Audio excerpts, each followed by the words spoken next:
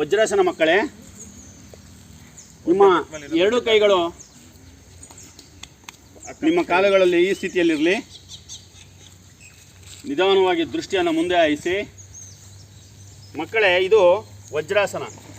ಈ ಆಸನದ ಪ್ರಯೋಜನಗಳೇನೆಂದರೆ ಇದು ಜೀರ್ಣಕ್ರಿಯೆಯನ್ನು ಸುಧಾರಿಸುತ್ತದೆ. ನಾವು ತಿಂದಂಥ ಆಹಾರ ಸರಿಯಾಗಿ ಪಚನವಾಗುತ್ತದೆ. ತೊಡೆಯ ಮತ್ತು ಮೀನುಖಂಡಗಳ ಸ್ನಾಯುಗಳನ್ನು ಇದು ಬಲಪಡಿಸುತ್ತದೆ. ಯಾವ ಆಸನ ಇದು? ವಜ್ರಾಸನ. ಈ ವಜ್ರಾಸನ ಮಾಡೋದ್ರಿಂದ ನಮ್ಮ ಜೀರ್ಣಕ್ರಿಯೆ ಉತ್ತಮವಾಗಿ ಆಗ್ತದೆ. ತೊಡೆ ಮತ್ತು ಮೀನುಖಂಡಗಳ ಸ್ನಾಯುಗಳು ಬಲಗೊಳ್ಳುತ್ತವೆ ಮತ್ತು ಉತ್ತಮವಾಗುತ್ತವೆ. ಮಕ್ಕಳೇ, ಯಥಾಸ್ಥಿತಿಗೆ ಬನ್ನಿ.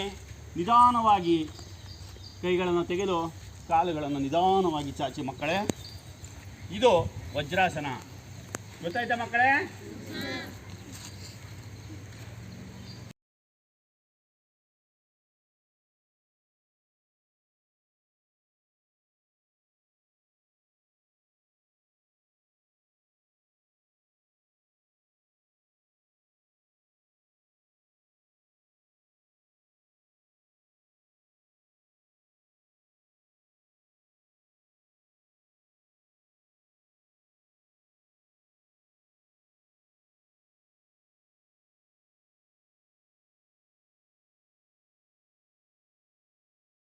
ಪ್ರಾಣಾಯಾಮ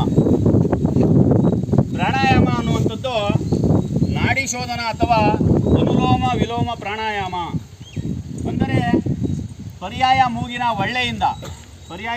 ಒಳ್ಳೆಯಿಂದ ಉಸಿರನ್ನು ಹಿಡಿದು ಅಥವಾ ಹಿಡಿಯದೆ ಉಸಿರಾಡುವುದು ಈ ಪ್ರಾಣಾಯಾಮದ ವೈಶಿಷ್ಟ್ಯ. ಈ ಪ್ರಾಣಾಯಾಮ ಮಾಡುವುದರಿಂದ ಆಗುವಂಥ ಪ್ರಯೋಜನಗಳೆಂದರೆ ಮನಃಶಾಂತಿಯನ್ನು ಉಂಟು ಮಾಡುತ್ತದೆ, ಏಕಾಗ್ರತೆಯನ್ನು ಹೆಚ್ಚಿಸುತ್ತದೆ, ಉತ್ಸಾಹವನ್ನು ಹೆಚ್ಚಿಸುವುದರ ಜೊತೆ ಮಾನಸಿಕ ಒತ್ತಡ, ಆತಂಕವನ್ನು ಕಡಿಮೆ ಮಾಡುತ್ತದೆ. ಅದರಲ್ಲಿಯೂ ಕೆಮ್ಮಿನ ಸಮಸ್ಯೆಯನ್ನು ಕಡಿಮೆ ಮಾಡುತ್ತದೆ. ಮಕ್ಕಳೇ, ಈ ಪ್ರಾಣಾಯಾಮ ಅನ್ನುವಂಥದ್ದು ಎಲ್ಲರಿಗಿಂತ ಬಹುಮುಖ್ಯವಾಗಿ ವಿದ್ಯಾರ್ಥಿಗಳಿಗೆ ಭವಿಷ್ಯವನ್ನು ನಿರ್ಮಾಣ ಮಾಡಿಕೊಳ್ಳಲಿಕ್ಕೆ ಸಾಧ್ಯವಾಗುತ್ತದೆ. ಹಾಗಾಗಿ ಪ್ರಾಣಾಯಾಮವನ್ನು ಪ್ರತಿದಿನವೂ ಕೂಡ ಎಲ್ಲ ವಿದ್ಯಾರ್ಥಿಗಳು ಕೂಡ ತಾವುಗಳು ಮಾಡಲೇಬೇಕು ಮಕ್ಕಳೇ. ಈಗ ಯಾವ ಯೋಗಾಸನ ಮಾಡೋಣ ಮಕ್ಕಳೇ? ಪ್ರಾಣಾಯಾಮ. ಈಗ ತಾವುಗಳು ಅತ್ಯಂತ ಸುಲಭವಾಗಿ ಮಾಡುವಂಥ ಆಸನದಲ್ಲಿ ಈ ಪ್ರಾಣಾಯಾಮವು ಕೂಡ ಒಂದು. ಈಗ ತಾವು ತಮ್ಮ ಒಂದು ಮೂಗಿನ ಒರಳೆಯನ್ನು ಮುಚ್ಚಿಟ್ಟು ಮತ್ತೊಂದು ಒರಳೆಯಲ್ಲಿ ಉಸಿರನ್ನು ಎಳೆದುಕೊಳ್ಳಬೇಕು. ಅದೇ ಒಳ್ಳೆಯಲ್ಲಿ ಉಸಿರನ್ನು ಬಿಡಬೇಕು. ಇದು ನಿಧಾನ ಸ್ಥಿತಿಯಲ್ಲಿ ಆಗಬೇಕು.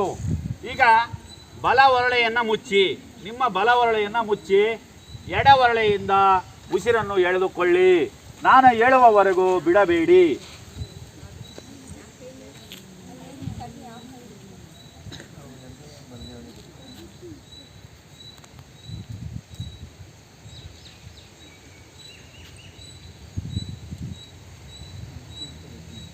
ನಿಧಾನವಾಗಿ ಬಿಡಿ.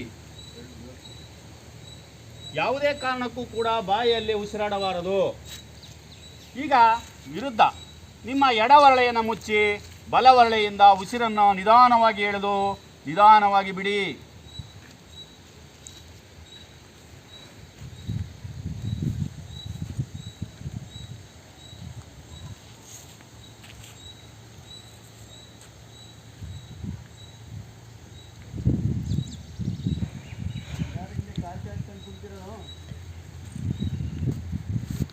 ನಿಧಾನವಾಗಿ ಬಿಡಿ. ಈಗ ಮಕ್ಕಳೇ, ಬಲವರಳೆಯಿಂದ ನೀವುಗಳು ಉಸಿರನ್ನು ಎಳೆದುಕೊಂಡು ಎಡವರಳೆಯಲ್ಲಿ ಉಸಿರನ್ನು ಬಿಡಬೇಕು. ಬಲವರಳೆಯಿಂದ ಉಸಿರನ್ನು ಎಳೆದುಕೊಳ್ಳಿ.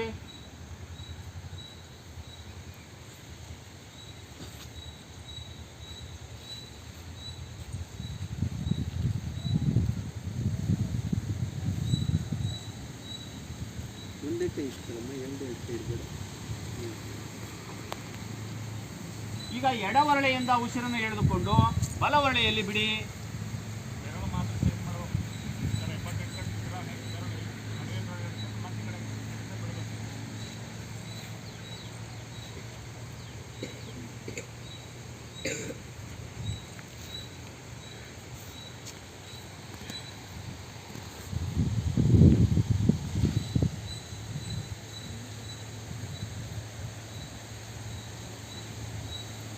ಇದನ್ನು ಪ್ರತಿ ದಿನವೂ ಕೂಡ ವಿದ್ಯಾರ್ಥಿಗಳು ಮಾಡೋದರಿಂದ ನಿಮಗೆ ಏಕಾಗ್ರತೆ, ಶ್ರದ್ಧೆ ಹಾಗೆ ಎಲ್ಲ ವಿಷಯಗಳಲ್ಲೂ ಕೂಡ ನಿಮಗೆ ಉತ್ತಮ ಅಂಕಗಳು ಲಭಿಸುತ್ತವೆ.